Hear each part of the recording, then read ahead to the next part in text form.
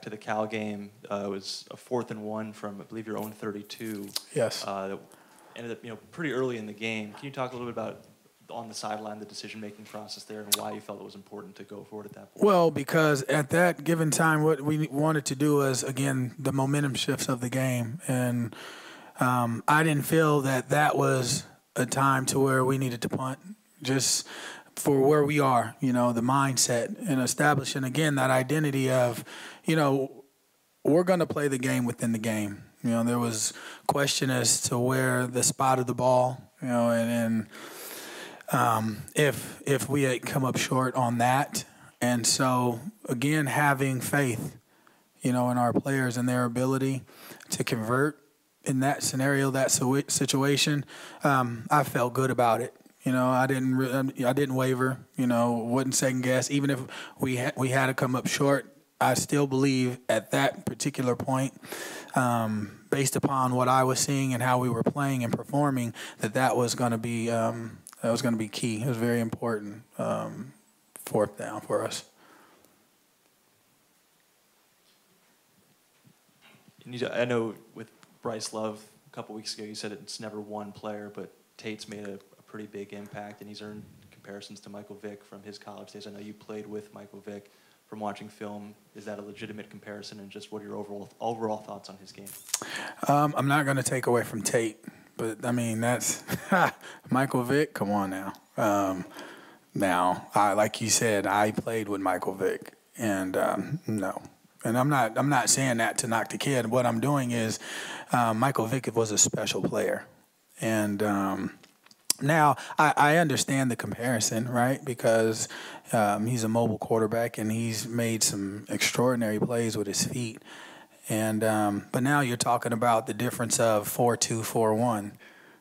As to now, I don't know what Khalil Tate runs his 40 in, and now you're going to make the comparison of a guy who's already been to Sunday and played Sunday ball. And sometimes I think that is downplayed a little. When we start making comparison to NFLers, and you start putting labels on collegiate athletes that, to be honest, and they don't even realize that it's not fair to them.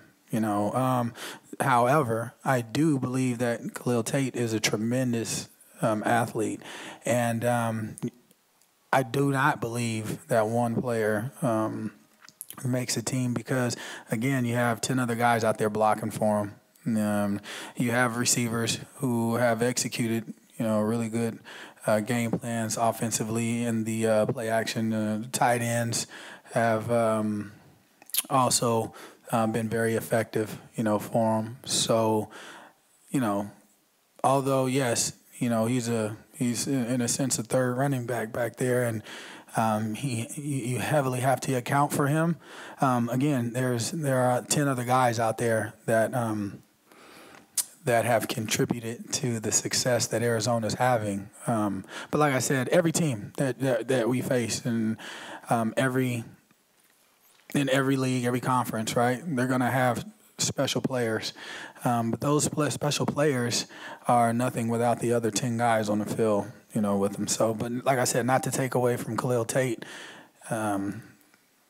he's going to be a major focal point, as he is for any defense or any team coming in to oppose him.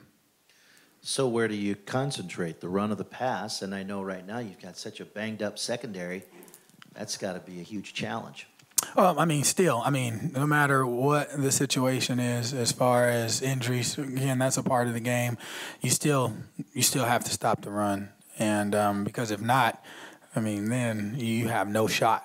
So now if an offense comes out and they have you off balance and they can run the ball, when they want, and they can complete, high percentage throws, then, you're looking at a day that, any given offense versus any given defense can put up, 50-plus points, and do it rather quickly.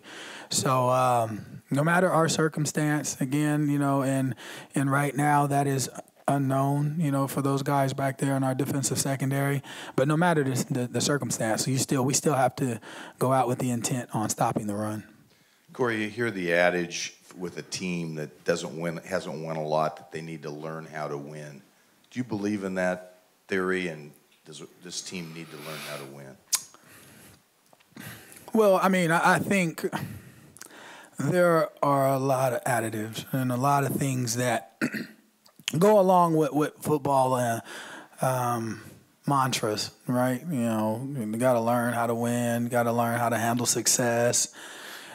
At the end of the day, I say, you know, players win games, they make plays, but coaches make the decision that put them in a position to make plays and win those games. So learning how to win, and it's no secret, I believe that starts in January. You know, you don't learn to win during the season. You know, winning is what you do. And it's bred in you. It's in the very fibers of how you work and the little details that you pay attention to.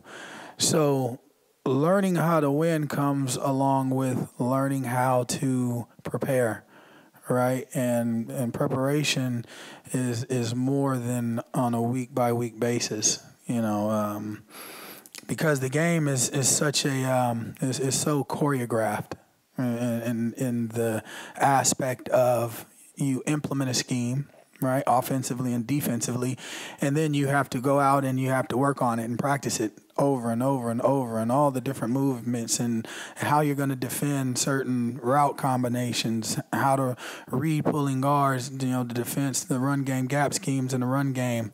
So to say learn how to win, right, is something that, again, you don't wait 6 games, 7 games, 8 games into the season to say learn how to win. Now, what you have to do is you have to rely on your preparation to this point, and you have to play mistake-free football, and you have to execute the details of your assignment, and then you have to be put in a position to win.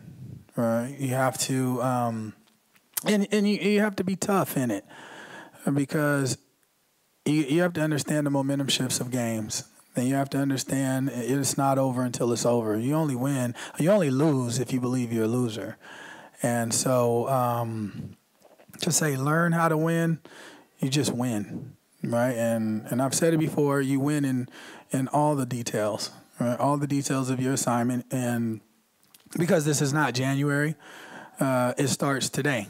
You know, today, and it started yesterday. The O&D staff, myself, game planning Arizona, and then the players will come in tonight, and you know the beginning of preparation of the install for the week will start. And what you do is you make sure that it is an install that will give the players a chance to win. So to learn how to win, like I said, that started a long time ago.